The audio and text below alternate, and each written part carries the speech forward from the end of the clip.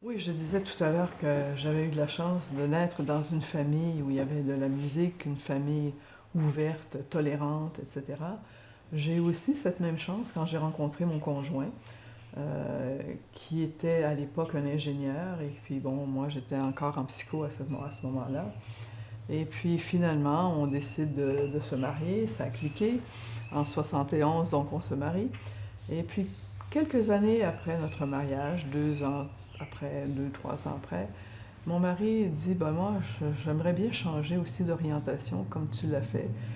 Bon, ce que je fais, c'est intéressant, mais j'aimerais plus aller en urbanisme. Alors moi, je ne pouvais pas faire autrement que de dire, si c'est ça qui t'intéresse et qui te passionne, vas-y. Et lui a fait aussi cette même trajectoire. C'est curieux parce que finalement, il a changé d'orientation, comme je l'ai fait aussi. On s'est épaulés, on s'est compris.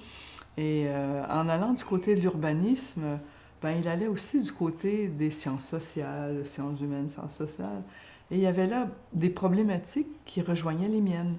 Par exemple, on a eu beaucoup d'échanges ensemble sur le concept de nature, par exemple. À quel moment la nature devient paysage?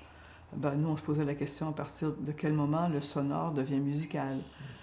On se posait aussi des questions autour de la patrimonialisation, de la mondialisation, de la mise en patrimoine, etc. Donc, ça a permis beaucoup d'échanges, hein, finalement, entre nous, parce que ça paraît loin, l'urbanisme et l'ethnomusicologie, mais au fond, les problématiques se touchent bien souvent. Et moi, ça m'arrive très souvent de proposer même à mes étudiants des lectures sur le paysage, par exemple. Parce que je trouve que la notion de paysage, il y a la notion d'artialisation que moi j'ai mise à l'épreuve quand j'ai commencé à travailler sur les musiques touristiques, parce que j'essayais de voir comment on passait d'un patrimoine vivant à un patrimoine touristique, parce qu'on crée d'autres patrimoines. Il est artialisé, mais pour moi, il n'est pas moindre et il n'est pas moins important. Il est autre chose. On construit autre chose. Et cette modalité de construction-là, ben, c'était très proche de ce qu'on faisait au niveau des paysages. Donc, donc, étant proche de nos... On avait souvent des échanges comme ça au niveau... Il était aussi universitaire. Il a laissé sa carrière de professeur, de professionnel ingénieur, et il est entré ensuite comme prof à l'université, à la même université que moi. Donc, on avait les mêmes congés, tout ça, donc c'était facile. Et on n'a pas eu d'enfants, malheureusement, mais ça nous a permis quand même de s'épauler, et lui, parfois, venait même sur le terrain. Moi, j'allais aussi à ses conférences. C'était normal, on échangeait, quoi. On était comme deux universitaires ensemble.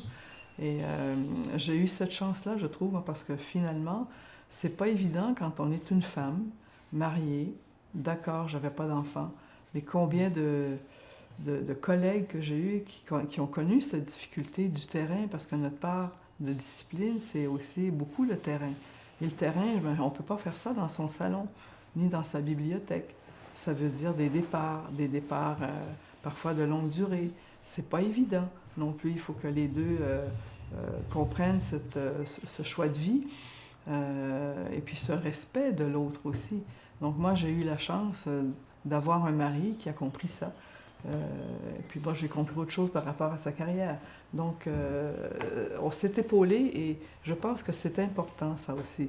Encore, je parlais de la famille de jeunesse, mais la famille en tant que couple aussi, c'est parce qu'on est appuyé en couple, que ça dure ou non, qu'on choisisse un autre ou non, qu'on décide de vivre seul, c'est autre chose. Mais quand on est en couple, ça implique toujours une autre personne, enfant ou pas enfant, animaux ou pas d'animaux, fleurs ou pas fleurs, lieu de travail, etc. Donc, c'est des discussions, des négociations, que j'appelle.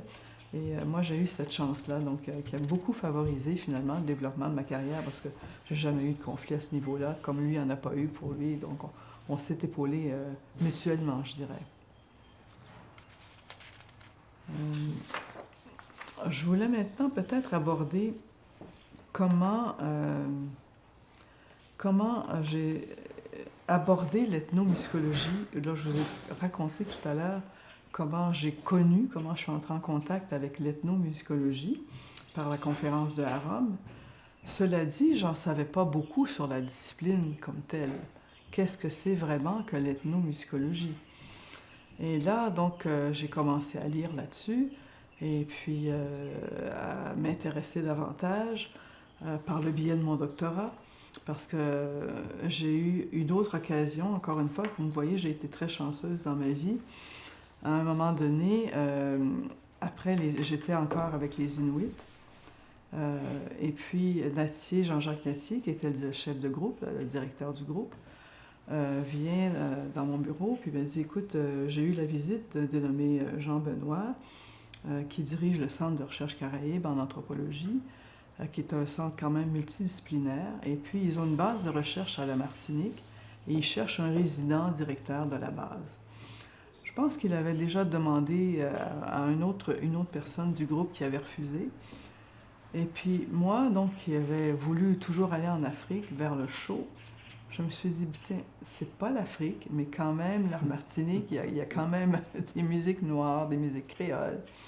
C'est quand même la chaleur, parce que j'avais été chez les Inuits en 77 et ça s'était très mal passé. Pourquoi? Parce qu'en 77, c'était au moment où René Lévesque était au pouvoir. On avait passé la loi 101 comme une loi nationale, une loi qui imposait le français. Les Inuits étaient plutôt du côté anglophone, étaient plutôt côté fédéral.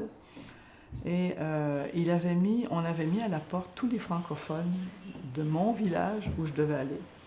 Moi, j'avais obtenu quand même les autorisations de mon chef de bande, hein, on appelait ça un chef de bande ou chef de village. J'allais à Port-Nouveau-Québec, qui est aujourd'hui Kangirsou-Loudjouak, donc au nord de Fort-Chimau.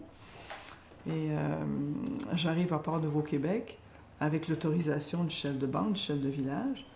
Et puis, j'avais une journée de retard parce que l'avion a dû s'arrêter à cause d'une tempête de neige à Fort-Chimau. Et puis là, on me dit, mais j'ai dit, où est-ce que je vais aller? Alors on dit, là, tu ne vas pas... L'hôtesse me dit, écoutez, vous n'allez pas à l'hôtel, une femme seule comme ça, tu ne vas pas à l'hôtel à Fort-Chimau. On va te donner le nom de l'infirmière, elle est habituée, elle reçoit comme ça des gens quand on est coincé comme ça. Et puis tu frappes à sa porte, et puis c'était tôt le matin, je frappe à sa porte. L'avion venait on venait de me dire qu'on n'allait pas repartir pour Port-Nouveau-Québec. Donc elle m'accueille chez elle, et le lendemain matin, je dis, bon, ben, je ne prendrai pas mon petit déjeuner, je vais le prendre dans l'avion. Sauf que je ne savais pas que l'avion qui montait à Port-Nouveau-Québec, c'était l'avion du fret. Donc, c'était un avion de fret. Alors, il y avait 2 personnes avec moi à l'aérogare de Fort-Chimau qui attendaient l'avion du matin. 2 Inuits qui avaient déjà bu pas mal. Et puis là, je vois l'avion qui arrive sur la piste, puis il continue à neiger un peu. Et je vois les deux Inuits qui s'en vont vers l'avion. Je dis, ils vont se faire attraper par l'avion. Mais non, finalement, l'avion arrête. Et puis là, c'était l'avion de fret. Et puis le pilote ouvre un peu une petite fenêtre. Et il me dit, venez, venez, venez. Donc, j'ai compris que c'était à moi. Donc, on embarque dans l'avion et puis on s'assoit entre 2 skidoo, une poche du courrier, etc. Donc, ça a été déjà une première expérience assez impressionnante d'avion. J'arrive à Port-Nouveau-Québec, à peu près 3/4 d'heure plus tard, une demi-heure, 3/4 d'heure. Et là, il n'y avait même plus d'aérogare. Donc là, je me suis dit, bon, ils savent que j'arrive quand même, ils vont venir m'accueillir. Là, les deux Inuits qui étaient avec moi sont partis. Donc moi, j'attendais ici que le chef de bande vienne me chercher. Et là, je vois arriver un camion, pas un camion, mais un tracteur avec une plateforme. Et il y avait 6 ou 7 hommes sur la plateforme. Et ils arrivent près de moi. Et puis ils me demandent, vous êtes Monique Desroches en anglais? Alors je leur dis oui, et tout ça. Et on dit, écoutez, on vous amène au conseil de bande, on sait trop quoi faire avec vous. Puis alors là, je dis, bon, écoutez, je vous montrerai les lettres à l'arrivée. Donc je sors la lettre du conseil de bande. Et puis là, le chef qui était là me regarde, Et il m'a dit, ah ben vous voyez, il dit, c'est pas lui, c'est moi qui est maintenant le chef. Et l'autre, on l'a renvoyé parce qu'il était trop pro-francophone et trop pro-blanc.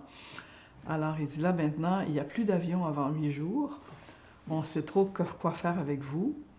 Alors on va s'asseoir et là, on va faire un petit conseil pour voir qu'est-ce qu'on fait de vous.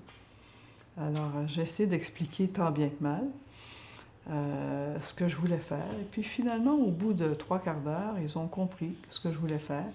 Si bien que le chef de bande, qui n'avait pas été très, très chaleureux, m'a dit, écoutez, vous allez aller habiter chez ma fille, qui de toute évidence n'était pas informée quand je suis arrivée.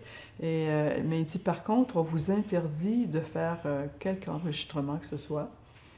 Vous pourrez aller vous visiter le village, mais le village après le Hudson Bay qu'il y avait, là, c'était pas grand-chose. Hein? Donc, ce que j'ai fait, c'est que, heureusement pour moi, et ça a été une bonne leçon de terrain déjà, j'avais apporté des enregistrements d'autres régions nordiques avec des cathazètes. Donc, je les avais dans ma valise. Et puis, un soir, je me mets à écouter dans ma chambre. Quand même, la jeune femme m'avait dit, je te prête la chambre qui est là, mais par contre, au niveau de la bouffe, tu te fais toi-même ta bouffe. Donc, moi, je ne savais pas pêcher, alors que j'allais chercher mes petites boîtes de thon, je me souviens, en bas, il y a une espèce de dépanneur. Et puis, j'ai mangé du thon pendant toute la semaine. Et un soir, j'écoutais donc des cathazètes, ne serait-ce que pour me faire l'oreille un peu. Et puis là, ça frappe à ma porte, c'était la jeune femme qui me dit, écoutez, qu'est-ce que c'est que ce truc? Parce que... Et là, je la sentais un peu émue. Elle m'a dit... Ça, ma grand-mère chantait un peu comme ça. Elle ne pas chanter, mais faisait ce genre de choses. Qu'est-ce que c'est? Ah ben, je dis, écoutez, j'en ai d'autres, je peux vous en faire écouter. Puis le premier contact positif s'est passé à travers cette écoute-là de cathazète que j'avais apportée dans mes valises, si bien qu'elle a dit, écoutez, je pense qu'il y a d'autres personnes dans le village qui seraient intéressées à écouter ce que vous avez dans vos valises. Alors, elle a organisé quelques soirées, 2 soirées d'écoute de cathazète. Et les gens venaient, elle a invité qui elle voulait. Il y avait des hommes comme des femmes, des enfants. Et puis ça durait toute la soirée. Puis après, ils partaient. Puis bon, comme ça. Alors j'ai quand même fait un terrain de 9 jours, uniquement. Après, j'ai dû repartir. Mais j'ai quand même obtenu des informations très intéressantes sur la diffusion, sur les critères d'appréciation, sur la reconnaissance de certains répertoires. Et je me suis dit, bien tiens, finalement, quand on pense à faire des terrains, on pense toujours à aller collecter de choses nouvelles. Mais on pourrait aussi faire des terrains sur des choses qui ont déjà existé et faire des terrains sur l'écoute, sur l'appréciation, sur l'esthétique musicale, sur pourquoi tel genre est parti et disparu. Est-ce que la grand-mère était la seule avec qui elle le faisait, etc. Donc, je suis revenue avec des informations qui n'étaient pas de nouveaux enregistrements, ce qui ne faisait pas beaucoup l'affaire de celui qui m'avait envoyé pour aller en chercher, mais je trouvais que c'était quand même une autre façon de s'adapter à des contextes, parce que le terrain, c'est ça aussi. Le terrain, on a beau se préparer, mais il y a toujours des imprévus. Et comment on fait face aux imprévus, c'est le succès ou le non-succès de la mission, quoi. On gagne ou on perd, ou on arrive à s'en sortir, quoi. Mais c'est la débrouille. C'est la débrouille dans le respect de l'autre, dans le dialogue. Moi, j'avais respecté les consignes de ne pas enregistrer, etc., mais je leur ai offert autre chose. Alors, il y a aussi la question d'échange. Je ne suis pas là uniquement pour ramasser, pour collecter, mais je leur ai offert une structure d'écoute, pas une structure, mais des nouvelles pratiques qu'ils n'avaient jamais entendues. Et je pense que ce climat-là d'échange, par la suite, j'ai toujours conservé cette idée d'échange, cette idée aussi de passer beaucoup par l'écoute et non uniquement des enregistrements de stratégies de production, etc. Et donc, les conduites d'écoute, pour moi, sont devenues importantes.